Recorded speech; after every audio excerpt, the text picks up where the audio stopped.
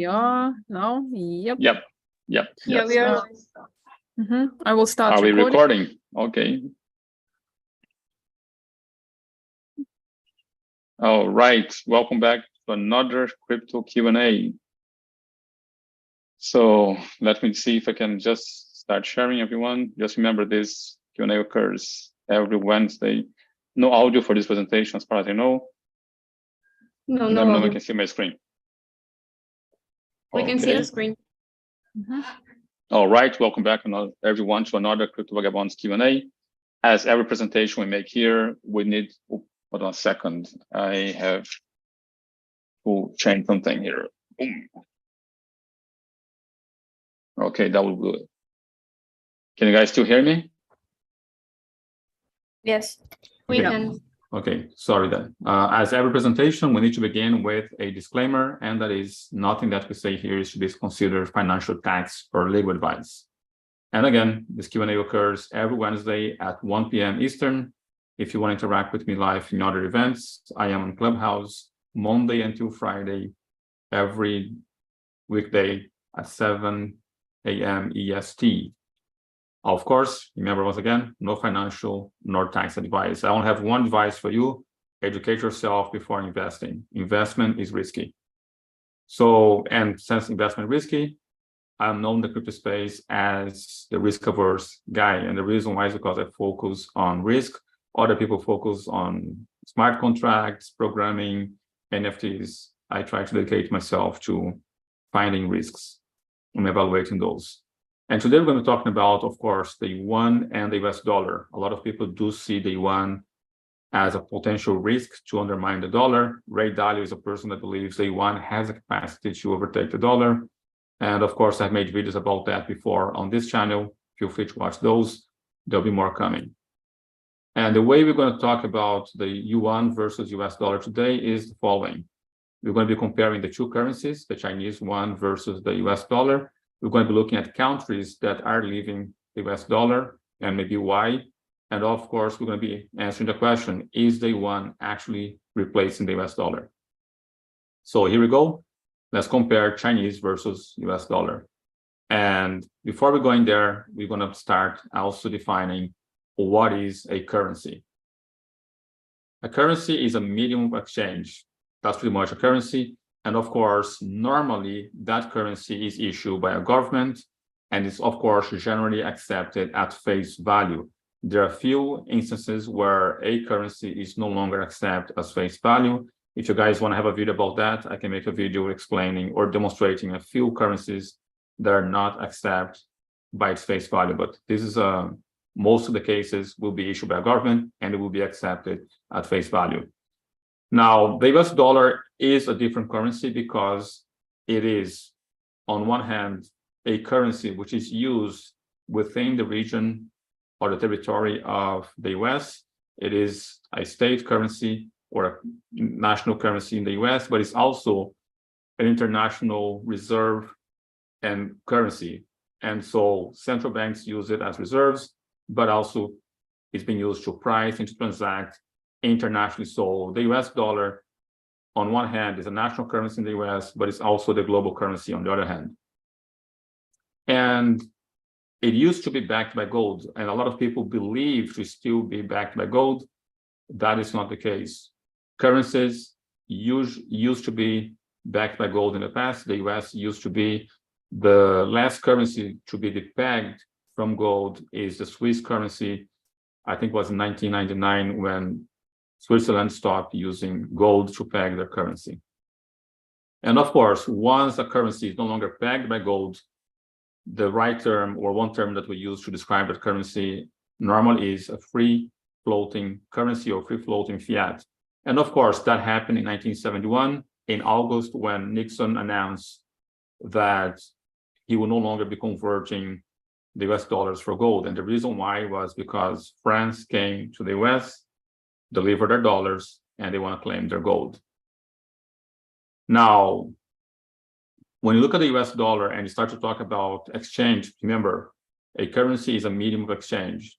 Now, the US dollar makes part of 60% of the currency used as a medium of exchange globally. As you can see here, US dollar is about, sorry, I make a mistake. This is the reserves.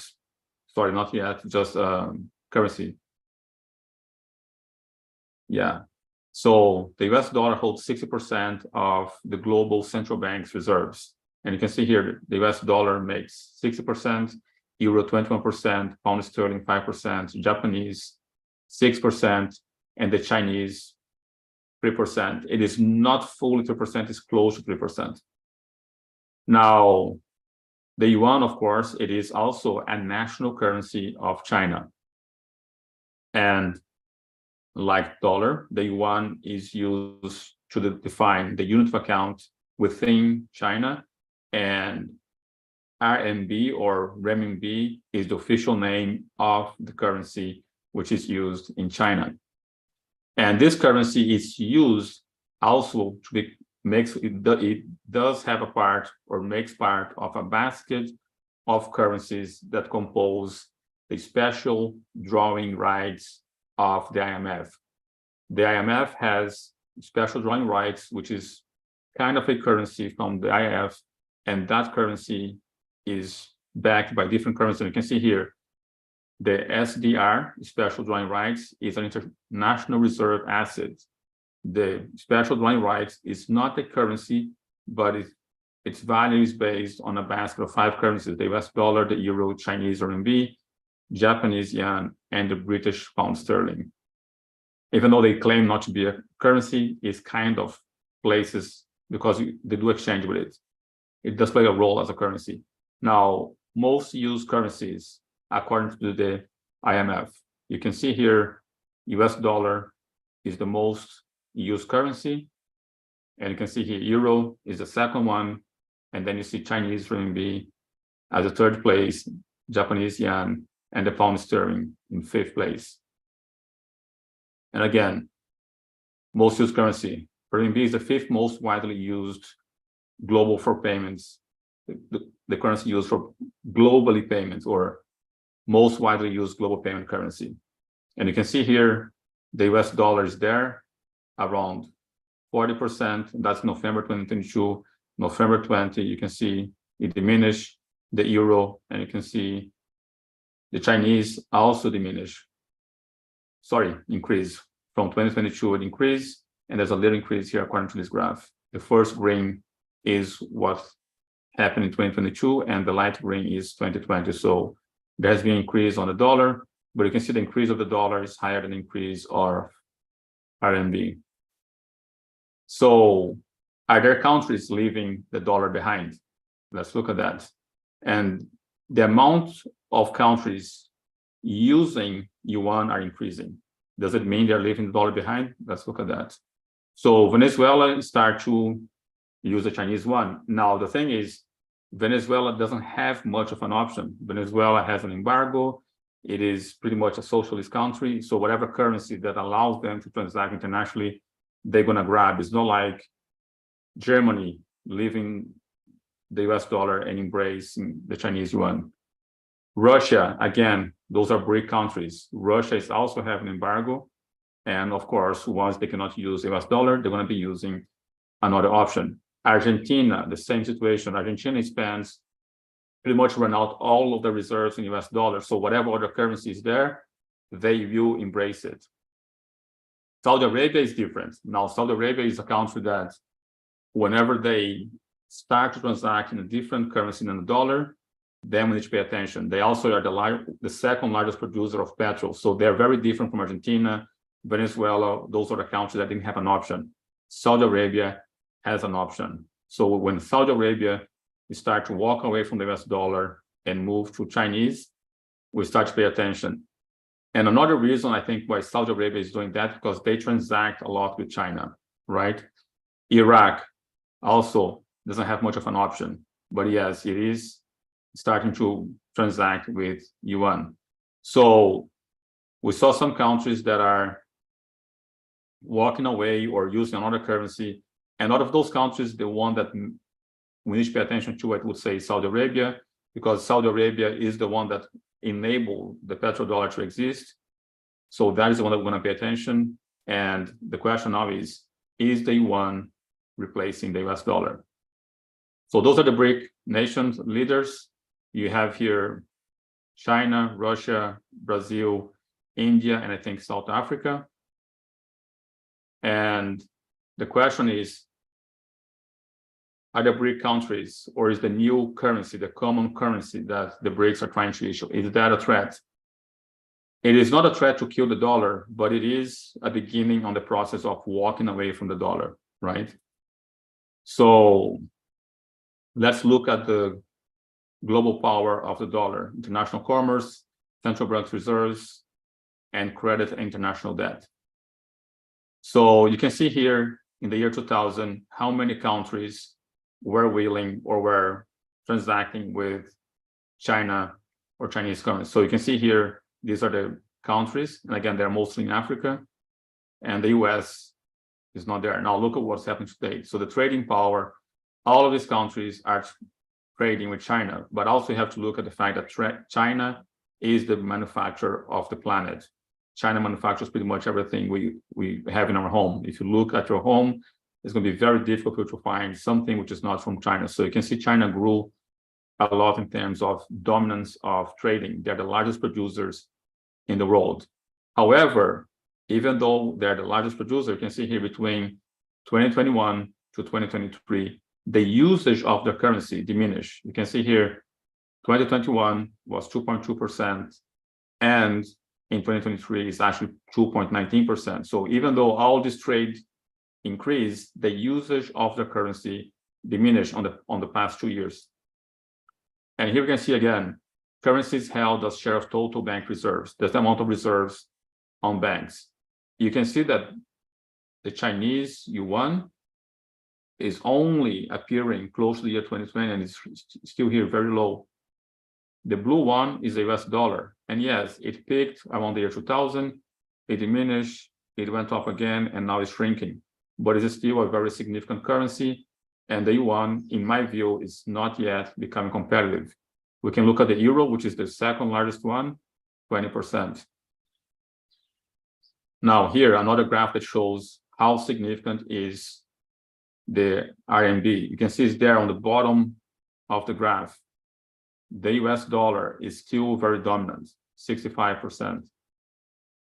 US global debt, that's another thing. Most debt, loans, international transactions occur in the US dollar. In the year 2000, you can see here, the amount of global debt in dollars, 2022 is still very high, not much of a change. You can see it there above 12 trillion, and it's still above 12 trillion, 13.8 trillion. So it's still very significant currency. So the question then still remains, will it replace the US dollar? China has an issue. You have to understand and ask yourself, why are countries walking away from the US dollar? You saw there, Russia as one of the countries that are using or opting to use the Chinese currency. And the reason why those countries are using or thinking of migrating from the dollar is because of sanctions. China doesn't need to implement sanctions on their currency because their currency does not have freedom of international trade. It's very easy for you to bring money from outside into China.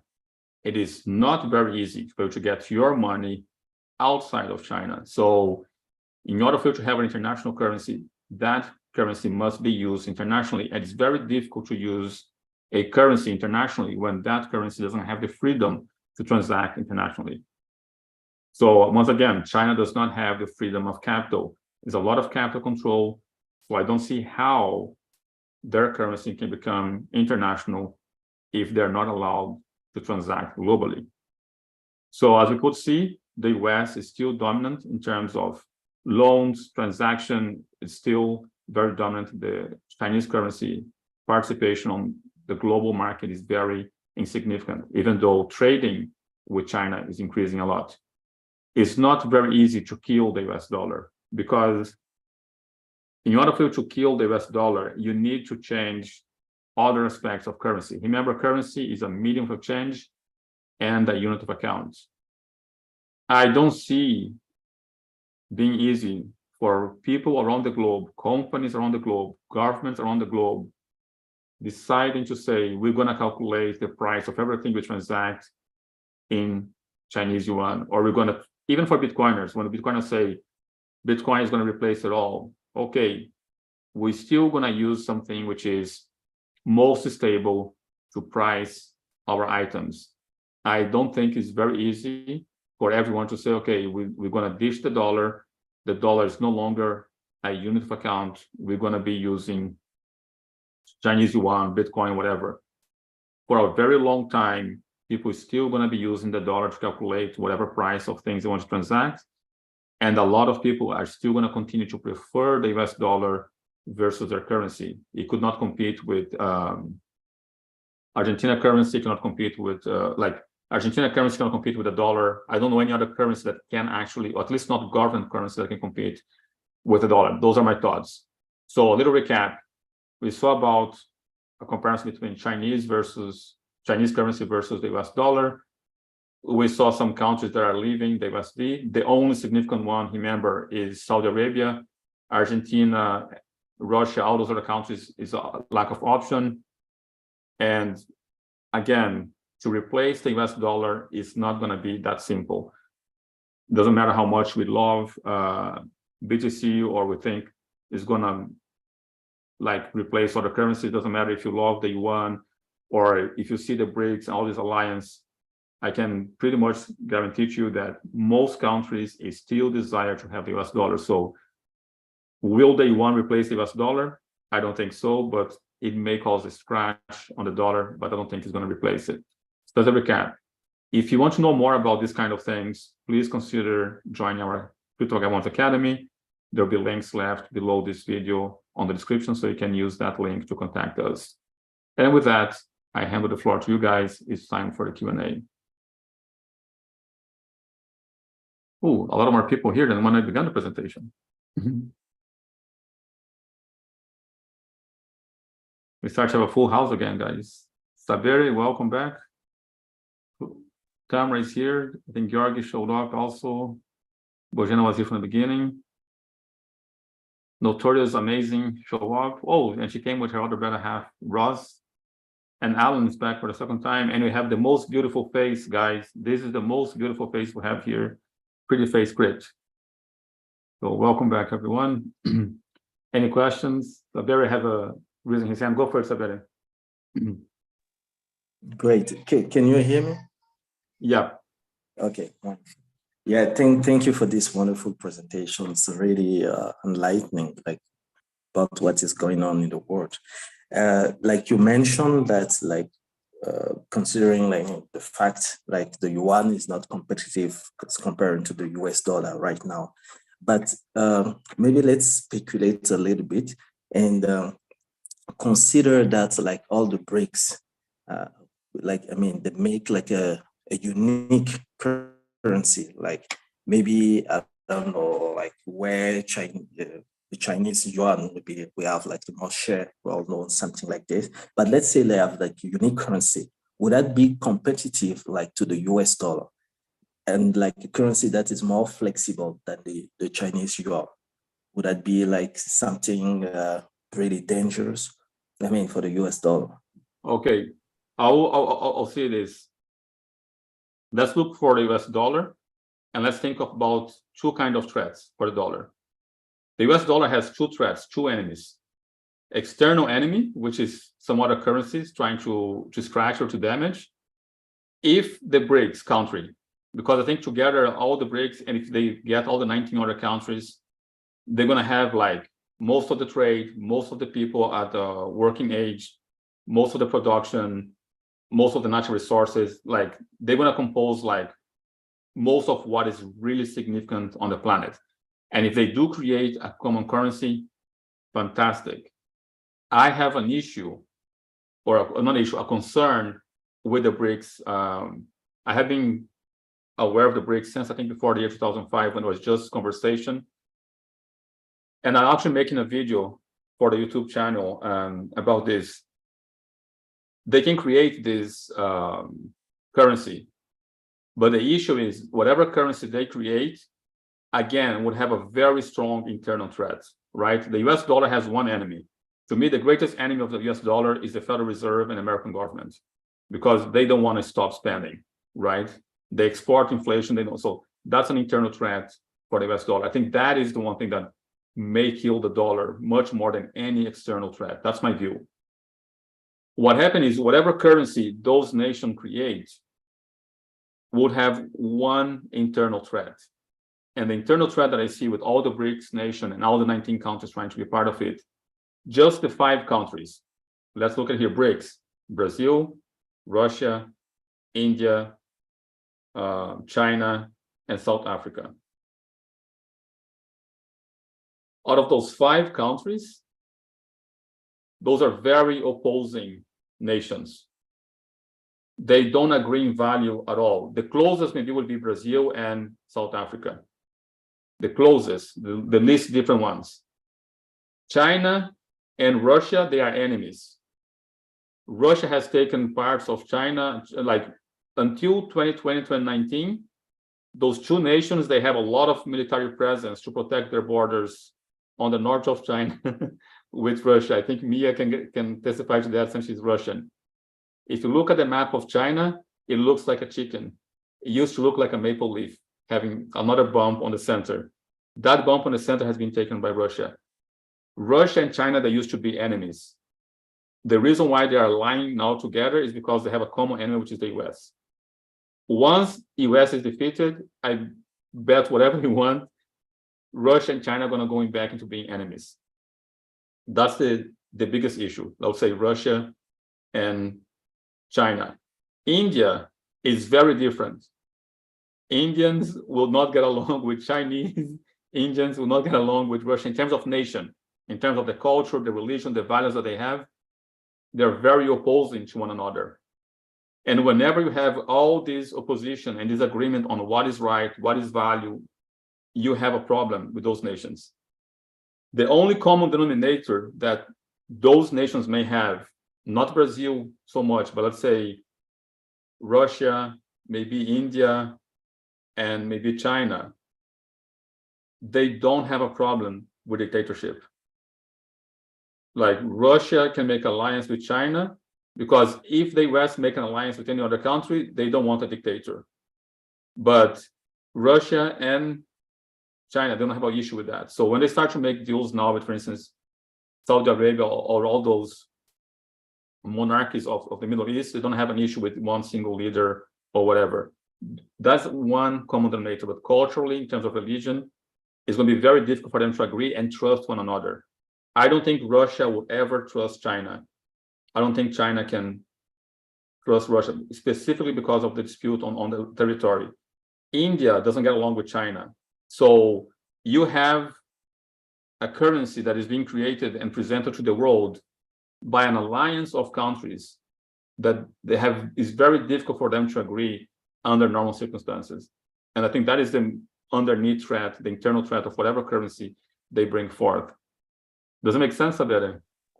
Yeah, it does. And I agree with your analysis. So like to recap, what I would say is like on a long term, on a long-term basis, yeah, that currency, that common currency, like created by those countries will not like survive. Okay. But let's say, because the trends right now are like that, they're increasing the gold reserve. And it seems that they are, leaning to create a new currency that will be backed by gold. And that currency will be more like trustable, like on an international market. And my guess is that currency will be more attractive, like from the perspective of other countries. They will say, okay, this is more trustable than the US dollar, like which is backed by the Federal Reserve, like printing, and we have the anyway. But definitely, this is how I'm seeing that. So maybe on the midterm, that can be a threat to the US dollar. I don't know what you think about that. Look, I think those attempts will hurt the US dollar, right? One thing I want to make very, very clear here, I'm not saying those things will not hurt the dollar. It will scratch, it will hurt the dollar. I don't see the potential to knock out or kill the US dollar yet. Now, it is a scratch, it is a wound, it's not very little. And I would say this, the way the world is today, what I see happening is the following. There's a reason why we don't have anymore a gold-backed currency, right? Even Switzerland in 1999, they say, we don't want to have our currency backed by gold. And the reason are a few. The first reason is all pegging, because that's what a currency backed by gold is. There's this much currency, there's this much gold, and they are pegged. Doesn't matter if the peg is 1 to 1. The US dollar used to be defined by a certain amount of gold, right? What happened is all pegging in the history of pegging doesn't last. Because eventually, what killed the US dollar? Let's look at what killed the US dollar. What killed the US dollar peg, and again, internationally, nationally, the US dollar peg was killed in the 30s, when the president say to all the population, give your gold and take this cotton paper in exchange, and you're never going to be able to reverse that exchange. That was confiscation of gold nationally within the US. Internationally, what killed the US dollar is the same thing that killed the US dollar within the nation. What was people coming with their certificate and saying, give me my gold. When France piled up their certificates, took a ship, came to the US shore, say, here are your certificates, give me my gold. France took the gold. And at that moment, the US is like, wait a minute, we have an issue. We have more certificates in circulation than we have gold. And even if you have 1 to 1, if they continue doing this, we're going to run out on gold. Anyone issuing a currency backed by gold, in their mind, they're going to be able to accumulate more gold because they're going to give you a certificate and you're going to give their gold. So that is how it works for the institution that is issuing that certificate. The moment the user of that certificate comes and say, wait a minute, give me the gold. The moment that begins to happen is the end of the pegging. The pegging is going to work really beautifully as long as you are taking the certificate, digital or paper, and you're giving the gold, no problem. The moment people are coming and asking for the reverse, that is the end of that pegged currency. I don't think we're ever going to see successfully a pegged currency again. Now, what I believe is going to happen is this, and I have made this experiment with a few people. So, Sabere, you are Afro-descendant. I am an Afro-descendant, an European descendant. Mia, at least on my screen, she's next to me here. She's from Russia. So let's say right now that EU in Africa has lumber and materials and resources, or let's say in Angola, like Boana, and you have resources that I want. And you're going to give me those resources to me. And I'm going to pay you on the whatever currency we have on the BRICS. No problem. Now, the same thing for Mia. She wants to transact. She wants to give her petrol from Russia, and she wants to transact with me and you. The point is, you would not trust me, and I will not trust her. And the question now is, in which place is this digital ledger of this currency being kept? Because today with the US dollar, what happened is the ledger is in the US. So when, for instance, Saudi Arabia sells petrol to Europe, Saudi Arabia's account is in the US. The ledger is there. And that means the US can just go and say, we're not going to change the ledger. The US is the one writing the digital ledger. That's how they sanction Russia. That's how they confiscate reserves from other countries, because the reserves, the ledger is within their country, right? The point now that is to be asked is, which country would we all trust to keep account of that ledger? To be the one writing? What about all of them? Okay, all of them, good option. Then it has to be blockchain based, has to be the use of cryptography. That may work. But how are we going to now defend this from hackers? How are we going to defend this from other external threats? We not trusting one another is the internal threats. How are we going to defend this from the external threat? And if there is a hack, should I blame you? Should I blame her? Or should both of you blame me? So when you start to ask those questions and put yourself on the position of the leaders, right? I have the answer, Bitcoin. We already have a ledger that can do that. We already have delegate trust. There's no need for trust. If I am a political leader and I'm trading with any other country, I'll say, give me Bitcoin. I don't need to trust you, distrust you. I don't need to protect. I don't need to make sure that the code is defendable by hackers. The issue of trust has already been solved. So I think in the long term, governments are going to realize that, because the cost of us creating that ledger, make it verifiable by all of us, making sure that none of us are cheating, is too high. Go ahead, Savere. Go ahead, Savere. I see your hand rose there.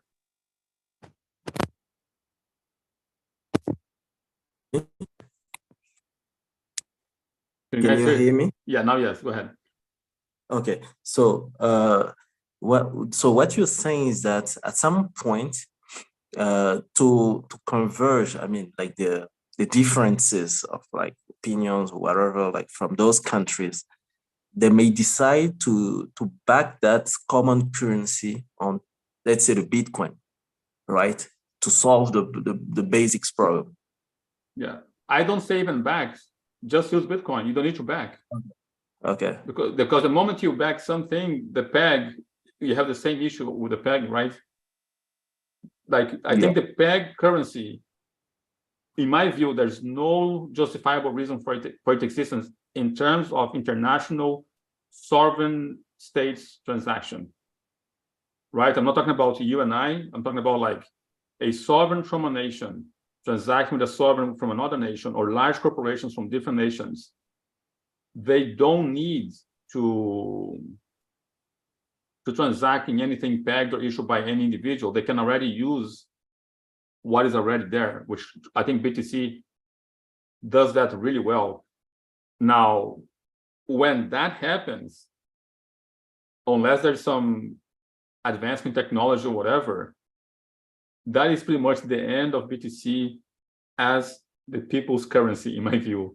I think it's going to become a reserve currency for very powerful nations to transact with one another. I think that is the role, given the advancement of technology that I know of today. I think some advancement will have to happen in the future for us individuals still to be able to use that. And I think that advancement may be happening in the Lightning Network. I need to change my camera.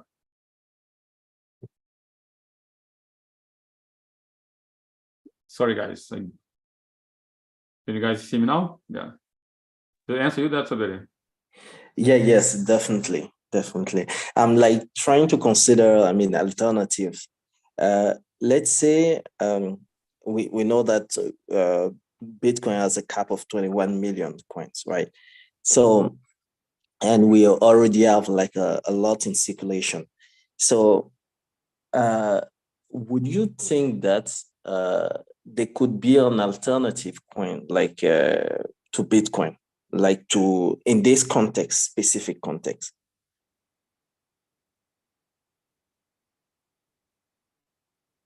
So let me see if I understood your question. You're asking if there is a alternative in the sense that, is there another cryptocurrency that is competing or can compete with Bitcoin? Is that it? I won't say compete.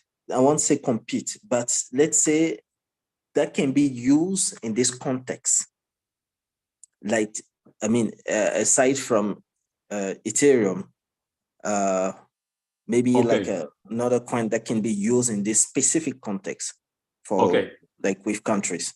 Okay, so here's what happens.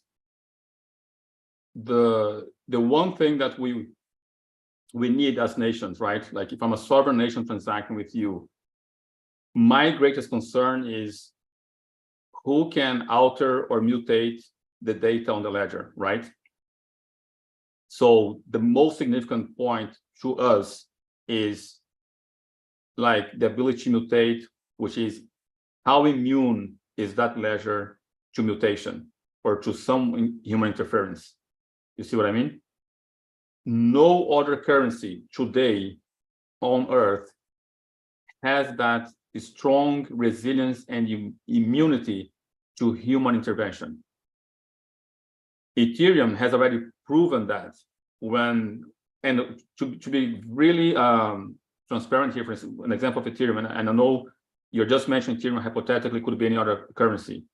Ethereum, for instance, already killed itself on that sense because what you call Ethereum is not Ethereum. What is Ethereum Classic.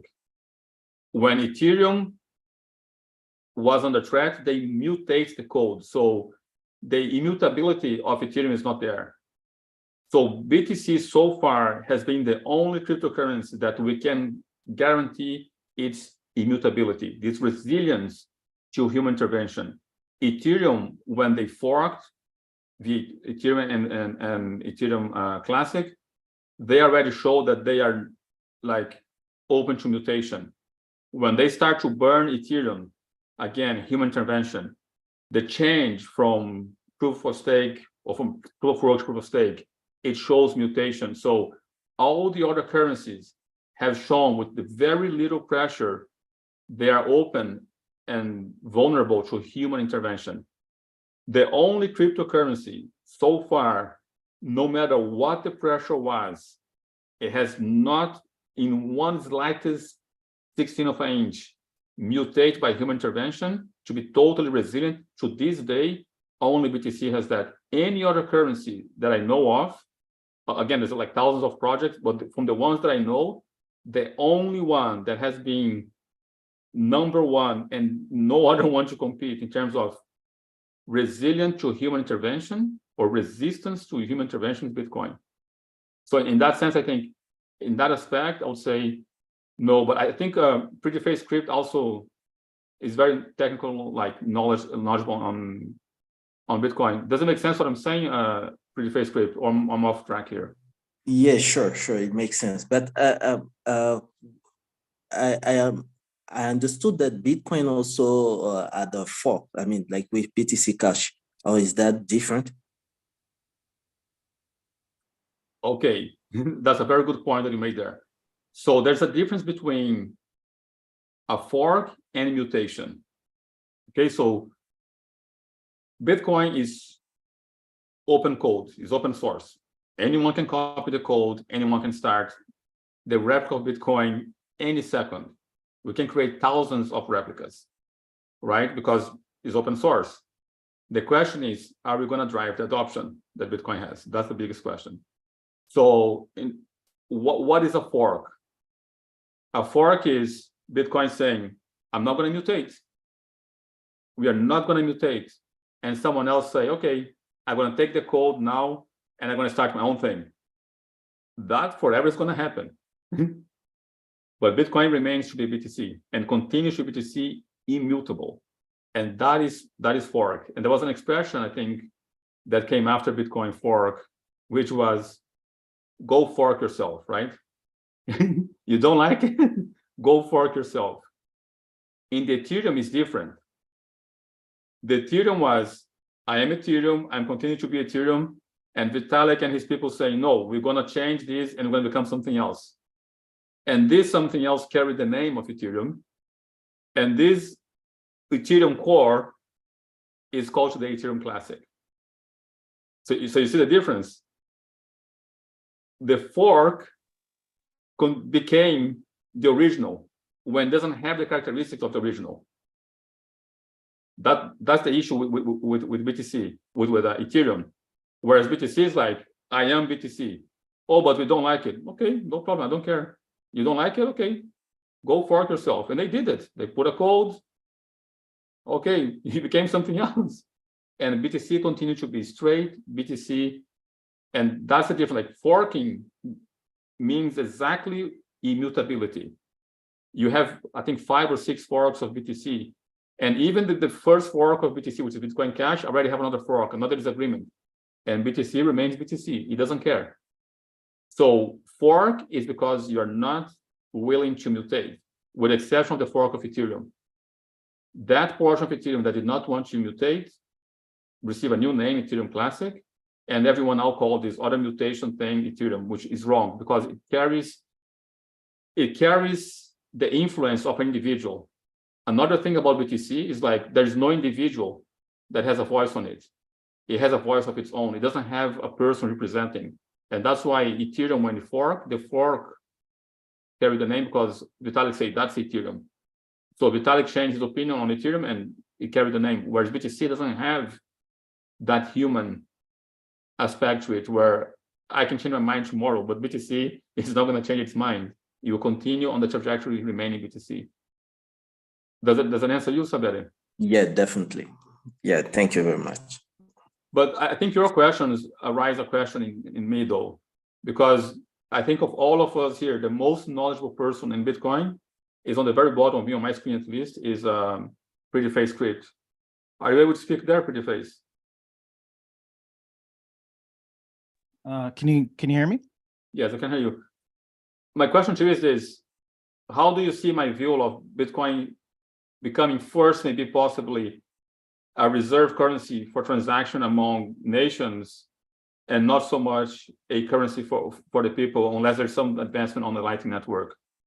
Because I know you have much more technology than I do on that, so I'm not as technically savvy on BTC as you are. That's why I'm asking if it makes sense though to you. I can see it making sense. I just found out today that the Fed now limit is something like 100K per transaction. So that's something that cryptocurrency or that Bitcoin, it's a limitation that Bitcoin doesn't have for larger transactions. I do agree with the general sentiment that it's going to be hard to see any other currency take over the US dollar. I guess to your point earlier, Boof, as far as the network effects associated with Bitcoin or any other cryptocurrency are very strong with Bitcoin. So just to kind of add a little bit of additional detail to what you said, Boof, one of the things that happens when there's a quote unquote fork on the network where the changes that are made to the network will not be backwards compatible. So in other words, it's like you have to upgrade in order to follow that fork. Otherwise, nothing's going to work the same as it used to. So that's what you have with things like Bitcoin Cash and Bitcoin SV and other Bitcoin clones. But the important thing there is not only are they competing for the network effects of the users in the form of wallets, wallets would need to be compatible with your new version of Bitcoin. Businesses would need to accept that version of Bitcoin, which we saw in the case of Bitcoin Cash and Bitcoin SV. A lot of exchanges wouldn't even list BSV, or they did it first just to allow users to get their BSV off their platform, things like that. But more importantly, the security of the network, is the security of the network depends on miners mining transactions and processing the transactions. In order to do that, they need to have specialized computers that run a specific algorithm called SHA-256, which is the Bitcoin, it's unique. It was originally unique to Bitcoin. A lot of other cryptocurrencies will use their own specific type of algorithm for mining. But so what I'm trying to say is that not only are you have to compete with the users from a network effect point of view, but you also have to compete with the miners being willing to mine on your new SHA-256 algorithm. So there's a lot of assumptions that go into doing a fork, which is why Bitcoin forks tend to be the least successful, if at all, and the other cryptocurrencies that use different hashing algorithms, like for instance, Litecoin uses something called Script. then all of the miners will use that, will go to whichever one is more profitable for them. And there's even mining pools where there's a bunch of people that get together and they will automatically select whichever coin or whatever cryptocurrency is more profitable to them. So it ensures that if Bitcoin is the most profitable to mine, or if Litecoin is the most profitable to mine, then that will dominate the in an algorithmic way. What that has to do with the question about whether Bitcoin could be used between nations, I think is really goes back to that question of like the network effects with respect to the users, the liquidity of Bitcoin in an international setting, and also the mining, the amount of mining security that is behind Bitcoin compared to other cryptocurrencies, and the decentralization of that mining, and the consensus behind that keeps all of those things together. So you have the business owners who are like the miners, and you have the users who are like the people using and transacting and things like that. We don't really have anything that's comparable to the network effects of Bitcoin. So at least right now, it would stand to reason that it would be the most liquid and the most generally accepted alternative to something like the dollar. But the question is, decentralization is something that usually people go to when they have no other option. So I guess the conditions for the possibility of that would depend on what circumstances would have to be in place to bring nations to adopt a decentralized alternative. Yeah. Well, thank you. I'll just try to translate that for the regular public. What Crypto is saying is like, I'm going to try to translate the most important points, like, because I didn't touch on this. I touched on like, okay, nations can create a different currency. They can create the hash algorithm. Now they have the computers to mine. But the other point is, I'm going to give an example of a few currencies that got hacked by the Bitcoin network. So the Bitcoin network has attacked other competitors. So for instance, when the Bitcoin network, let's say miners, let's put it this way, miners have attacked other competitors. So for instance, when there was a Bitcoin Gold, right, and that fork have occurred, and they try to make the algorithm more friendly for the computers, other miners that have gigantic amount of computers that could outperform whatever amount of miners were securing Bitcoin Gold, they just attacked Bitcoin Gold. Because their computational power, a few miners together, they say, listen, we can attack this. We can make a profit. So what they did is they shut down their machines from the regular mining, and they decide to attack Bitcoin Gold. And that was the end of Bitcoin Gold. And that's another problem that most cryptocurrencies need to face, is like, whenever they launch themselves, if they don't get enough network effect, a lot of people mining them, they can be attacked. So if another cryptocurrency, for instance, uses the hash 256 of BTC, and they say it's going to be the same algorithm and the same ASIC miner that we're going to use for our new currency, it's going to be a matter of time before the miners of Bitcoin, even if it's not more profitable, but it's always profitable to screw the other one, right? To double spend.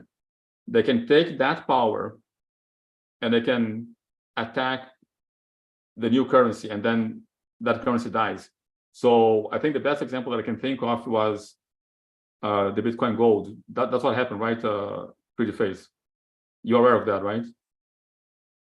When So if you have a bunch of different alternatives, and there's one that there was actually a website, as a matter of fact, I can throw it in the chat if I find it really quick, but there's actually a website that would show how much it would cost to attack a cryptocurrency network, almost kind of like CoinMarketCap, if anybody's familiar with that website, where it ranks the top cryptocurrencies, but it'll actually give you a dollar amount of how much money it would take to attack another cryptocurrency chain, depending on what hashing algorithm your computer uses. Because these computers, mind you, are specifically designed only to do one thing, and that's to perform these computations that are only tailored to whatever cryptocurrency it is, whatever algorithm it is that they're designed for, the chips themselves. It won't do anything else other than that. Yeah. So that's one of the biggest issues of it. Is like whatever cryptocurrency you create today, you are subject to other cryptocurrency being able to attack you depending on the algorithm that you choose. And what makes Bitcoin so different is like Bitcoin has one algorithm. It has one specific computer that can be only used to solve that equation.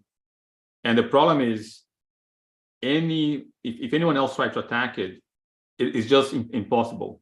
Because what happened is, in order for you to buy all the machinery that would be possible to have enough miners that you can attack the Bitcoin network, by the time you get that number, it is gargantuan. And here's the thing: you cannot hack BTC. You can only double spend your BTC. So if you get all that computational power, all the computers in the world, the only thing you can do is double spend whatever BTC you got. Like, you can't attack Satoshi Nakamoto wallet, you cannot attack my wallet, you cannot attack anybody else's wallet. So the amount of computer power that you need to acquire is on the billions. And then once you get that, the only thing you can do is momentarily, depending on how much machinery you got, is to double spend whatever amount of BTC you got on your balance, on your wallet. So that's why it is like virtually impossible to attack it. Whereas if a new currency is just being born now, there's a lot of people with enough computational power already in existence, the investment has already been made, and they can just flip a switch, start to attack the other cryptocurrency and double spend whatever cryptocurrency they got, and then come back to the regular mining. So that's why it's like, today it's impossible, I'll say, to create anything that can even come close to compete or to scratch BTC though. Does it answer you, Saberi? Yes, definitely. Yeah, but I also see Bojana had a question here about CBDC, Bojana. I want to make sure that I answer that as well. Hello, everybody. I'm learning here from everybody. I probably know the least out of everybody on this chat, so I appreciate you sharing all this knowledge. My question is, if we're seeing the banks being swallowed by the bigger banks, could it be a situation where the biggest bank that will swallow all the smaller banks will issue one CBDC that will become a new global currency? Yeah, the biggest issue with CBDC, so everything is there is totally right. So let's say JP Morgan, I think JP Morgan is going to be the biggest bank in the US. It's going to swallow all the American other banks. Yeah. And eventually JP Morgan is going to be swallowed by the Federal Reserve, which is bigger because no one is bigger than the money printer, right? So JP Morgan has a certain supply of liquidity, but the Federal Reserve has unlimited liquidity, so it can swallow everything else. And I think what's going to happen is the Federal Reserve is going to fully control JP Morgan, and JP Morgan is going to be the provider of currency or CBDC to the population, right? That is the dynamic. You nationalize the bank. The issue is you can do that nationally. And I think every CBDC that I looked at, whenever they did that, their system got hacked.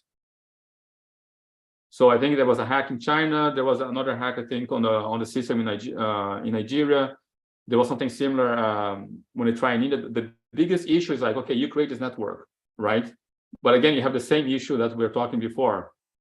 There's a lot of miners with a lot of computational power that are going to say, okay, we can just attack that little guy there and annihilate that guy. That's why CBDCs are unsuccessful. Now, let's assume JP Morgan got control over the US. They can do that in the US.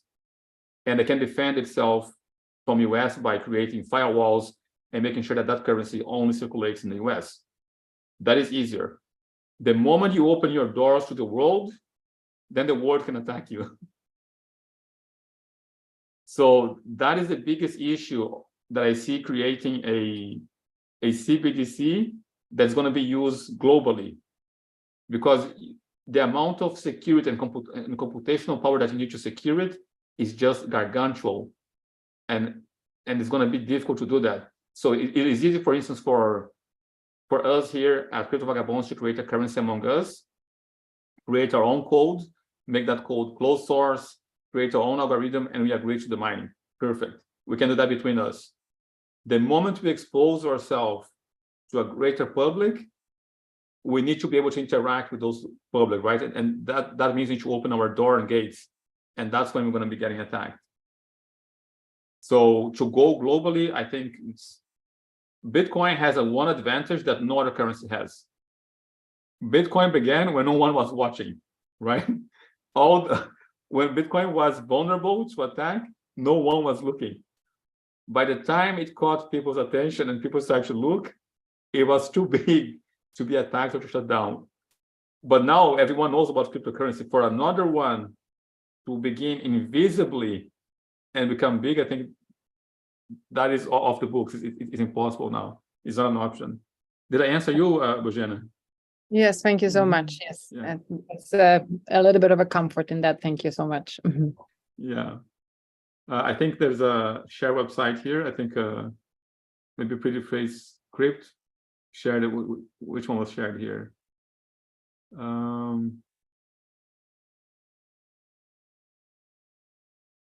Oh, I think it's Pretty Face. Great website, crypto 51% attack. Okay. Yeah. Yeah, I wonder if, Pretty Face, I have a question for you. Is there any website, because we know the dominance of Bitcoin on market cap, is there a way to measure the dominance in hash rate compared to other currencies? Well, you can kind of you can kind of do that with this website. Let's see, because see, the thing is, so if you go to the website, you can see there's a list here, and it's ranked by how much. And this is a couple of things to get out of this. One is this is ranked by how much it would cost to attack the network. But two things to draw attention to is one, the fact that this is not essentially when they say attack, what they mean is start changing transactions, like basically rewinding transactions or doing other things like that, but it's only for a 1 hour period. So for 1 hour, it would cost you a little over $1 million to attack the Bitcoin network. You would also have to, you could also move your attention over to the column that says algorithm, and you could see, because this is sorted not by algorithm, but by the attack cost for an hour, there's a bunch of different algorithms here. You got SHA-256, Script, Ethereum Classic, whatever that thing is, Octopus, all kinds of things. You would have to be mining that algorithm. The other thing to point out is these hash rate numbers. So you see this for Bitcoin, it's 349 something K petahash, and petahash is for reference 1 quadrillion hashes per second. So it's a lot. And it's more than just a quadrillion, it's even more than that. And so everything goes down. As you go down, you see based on terahash, which is more of like a obviously less, and it goes down from there. But so whenever you see this hash per second, H over S, that just means how many hashes per second. So this is a good guide, but yes, in terms of dominance, I think that there's other there's a website called What to Mine. I could throw that link in the chat as well, and it will rank based on whatever hashing algorithm. It's designed for miners so that they can basically see if they wanted to do it the old-fashioned way and not rely on an algorithm. They can just go there and see these are the most profitable coins to mine if I'm using SHA-256, for instance. And sometimes Bitcoin is in the top one. Okay, got it. Thank you. Harris, I saw you raise your hand. Please go ahead, ask your question. Yeah, where do you see the future of BTC going? When The I future of BTC, like Bitcoin. when I first invested in Bitcoin, was a few years ago. Now it's about half the value that it initially was. Where do you see it going from here? You mean in terms of the price, right? You're talking about the price of BTC, like Yeah, to the dollar. Okay. Say it was Okay, so the future is the most uncertain thing, right? What we can speak is what is likely to happen given the circumstance of today, right? For instance, I think it was last year or the year before. I think it was the year before, actually. Last year was 2021. In December, about September 2021, I made an update on the group saying, listen, the price of BTC is most likely to go down because the Federal Reserve is going to unwind the economy, right?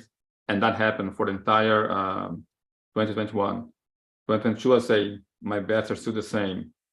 Given the situation today, now I am about like, I think the debt ceiling of the US is going to be the key aspect, right? If they increase that ceiling, the price of BTC is most likely to go up because that means more printing money. I have no clue what would happen if the debt ceiling of the US doesn't get increased. It's going to be very it's a catastrophe that we haven't experienced before, and we don't know. And if that happens, I don't know what's going to happen.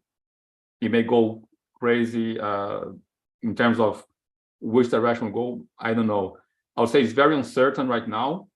If you want to invest in BTC, the best way to do is dollar cost average. You buy a little bit spread through time. But Bitcoin, if you come to it thinking, I'm going to buy now and I want to capitalize on increasing value, that bet is only safe if you have 6 years and be ahead of you to say, I don't need this money. If you have anything shorter than, I'll say 6 years, it's not for you. You shouldn't do it because it is we still have no idea what would happen with BTC on a recession. What we have seen is the price dropped because there was a tightening on monetary policy. Now, I think as of October last year, I noticed a disparity because before it was like this: stock market went up, BTC went up. Stock market came down, BTC came down. In October, stock market came down, BTC went up. So that parity with the other assets have been broken last year.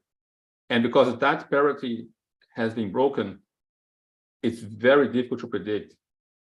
What I can say is 6-8 years down the line is most likely to go up.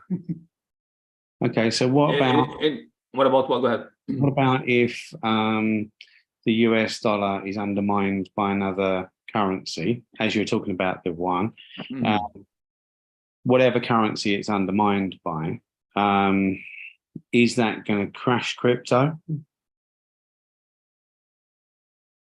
Every recession that we have experienced in the past, every recession, every crash of something causes a disturbance in the market and asset prices go down, right? We have seen that every single recession, massive crisis, the price of assets go down and people look for a cash to be king.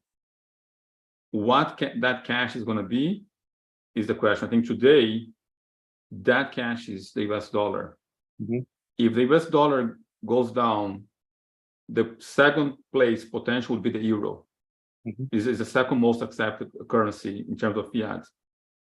I don't think there's enough people aware of what BTC or cryptocurrency is, and I don't see many people still aware how secure it is, and I don't see many people feeling comfortable shifting towards crypto. I think the vast majority of the population, they're going to look for another fiat on the most immediate recession. I could be wrong, but I see like, and we saw this. The euro was high. The Federal Reserve increased rates.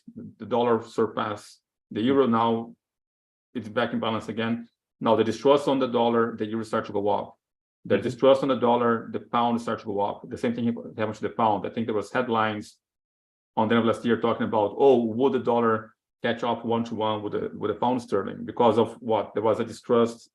You guys have what? I don't know, like change king, change prime minister. There's so many changes within a year on the UK that dropped the trust on the UK, and the pound almost became. There is no trust in any of our politicians because they're all, you know. But that distrust brought the value of the pound. I think never so close to 1 to the dollar, right?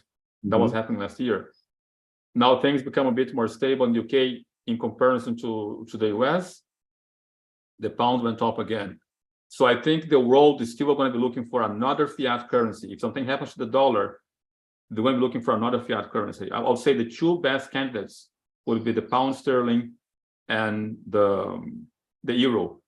If I was like to make a decision, I would go to the Swiss pound, to the Swiss franc. I think that's another reliable one. Most people don't agree with that. Obviously, a minority would go. But I think the majority of the public, they would go for what is the next reliable fiat currency. I don't see enough awareness and enough comfort around cryptocurrency yet, as in a crisis of currency, someone running for BTC, or like the vast majority running for BTC. Why would they have the confidence in cryptocurrency if it's so linked to the dollar? Mine, for instance, has devalued by 50% in a couple of years. How would that give you confidence to invest any significant amount anyway? Why would you go for crypto if, number one, it's linked to the US, which mess everything up, everything they touch, they mess up in some way? Sorry if that's a little bit. Okay, so there's a different thing. Also, it's devalued by 50% in 2 or 3 years. What's the incentive to go into crypto for those two reasons? Okay, so the biggest issue is that if people come to, well, I'm going to talk about BTC alone, and I have this discussion many times.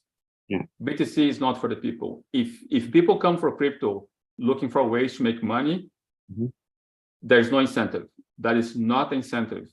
The only, like BTC and any other asset, crypto asset, is not a hedge against inflation. It is not a safe investment. It is not going to make you money. None of that. There's only one thing that BTC guarantees to you, which is resistance to human intervention, total immunity to human intervention. I have BTC. I don't care about the price. And it sounds really ridiculous here. People are like, oh, I don't care. It could be worth $100 tomorrow. I'm still going to buy and I'm still going to keep it because I'm not investing in BTC because of the price. My motivation for BTC is sovereignty. I have a transaction from the UK to a bank, abusive transaction. It was done last Monday. No sign on the account of that money arriving. I had another client here. We wait 3 months for a national transaction within the US to the US. The reason why I use BTC is because I don't have to answer questions. I don't have to ask permission. If I transact, it went. It gives me sovereignty. That is the only thing that BTC offers, is sovereignty. Okay, so it might give you sovereignty, but say, for instance, you're supplying a product or a service that's worth, I don't know, $100, say, for instance, yeah? Now, that's going to relate to a certain amount of BTC. Yes. Yeah? Now, if your value of BTC is halved, you're paying the equivalent of $200. Yes. What would be the point? The BTC is a horrible currency. BTC I cannot think of any worse currency available on the planet right now. It is not a currency. It is a sovereignty reserve to me. It's not even a reserve of a store of value. It's a store of sovereignty. Now, what I'm betting on in the long term is that as banks become more and more crossing the lines between what is supposed to do with their customers, the more that line gets crossed, the more people are going to see the value in sovereignty. I am betting that humanity in the long term are going to value sovereignty. That is the bet I'm making in BTC. I'm not betting on anything else, because the only thing that BTC genuinely offers is sovereignty. And many people here, I think Mia, she's Russian, she's totally sanctioned out of Russia. BTC allows her to transact, right? Georgie from Bulgaria, same thing. As of I'm speaking to you right now, there's a transaction that I'm monitoring between clients of mine for a week now, and the bank is asking for paperwork to unlock the money, right? This is the situation of the banking system today. What BTC guarantees me is that I can transact any amount, 10K, 100K, any amount I have, I can transact. No question asked, no one blocking transaction. I know the transaction is going to go through. Those are the things that BTC offer indisputably. What I'm betting on is that in the long term, this will become valuable for more people. But if my bet is wrong, I still can count on those things. That is the only motivation for you to go to BTC. If you need money next month, next year, do not invest in BTC. Keep that in fiat or whatever else you want to keep. But BTC is not an investment you want to make money, or with money that you're going to need in the short midterm. BTC is an investment that you want to make if you value sovereignty, as I do, for instance, and that money you do not need for 6-8 years. Then you may have mitigate your risk. But as incentive for money, if you want to make money, is the wrong reason. In my opinion, is the worst reason to come to BTC. I cannot think of any worse reason than trying to make money. Does that answer you, Harris? Not really. I'm just thinking, why would I invest in BTC if it's going down? Because if my transaction value is going down, the sovereignty is great, but if it doesn't carry the value that I've actually put in, I might as well just pay in fiat currency. Because over here at the moment, they haven't gone down the central bank route. They're trying to head that way. Lots of pointers are building up the things that surround to allow that to happen. But over here at the moment, we can transact with most countries, and so it's easier to transact in fiat currency. I can't, well, apart from just collecting BTC for BTC's sake, at the moment I can't see a reason to invest, because it doesn't give me the value that money is going to give me at the moment. No, it's not a store of value. It's not a hedge against inflation. It's just a sovereignty storage. It's like a storage of sovereignty. If you don't have a reason to store sovereignty, BTC is not for you. That's the best way that I can think of saying to you. Like, it does not offer anything else. It only offers sovereignty, nothing more. So if that is not something that is really valuable to you, you should not invest. I was thinking of investing in BTC to transact and buy products for my company and stuff in BTC, but where the value is devalued so much, it doesn't pay to do that. No. Even if we get around the tax, it's still costing me more to transact in that. So I was hoping to have enough in BTC or something similar, so that I could transact with other countries and buy stock or whatever I want to do. So I want to buy a house or something. If you want to transact with other countries and have the stability of fiat, there's plenty of stable coins that do that much better than BTC though. Like I can give you a list of like stable coins that you can transact internationally quicker, cheaper, faster than BTC, and is going to retain the fiat value. I would say, like, for your case, stable coins are the best. BTC is not a good currency. Well, what you need the currency. BTC is not that. BTC is to me now, at least in my view, is a store of sovereignty. Value may come with long time. It is a bet. But what you need is based on what I just heard from you, you need stable coins. Okay. I can give you a list of a few. Again, not financial advisor. I would say BUSD on the BEP20 is the cheapest and the fastest one. There is I think we have you have your email. I can send you an email too with a list of a few stable coins, and I think you may want to use that then for the international transaction. Yeah. Lovely. Thank you. Thanks for your time. Thank you. Wow, we're almost 20 minutes over time. Thank you guys for being here. I hope I answer everybody's question. Does anybody else raising their hands? Does anyone else have a question? Georgi, if you have any quick question before we closing the event. I was just wondering about the Fed meeting. Oh, we are waiting. We are waiting for that. I'm waiting to shoot a video as soon as that answer comes out. So the Federal Reserve is meeting is ending today. I think it's the second, the third. They're going to have the meeting, and whenever we have the update, expect to see a video on our YouTube channel. But yeah, I'm also waiting for that answer as well. So with that, thank you guys for the full house. Thank you for your questions, and sorry for going over time. Oh, thank you, Roz. Yeah. Bye. Bye, everyone. Buana, you have a few Bye. minutes. Yes, I do. Okay.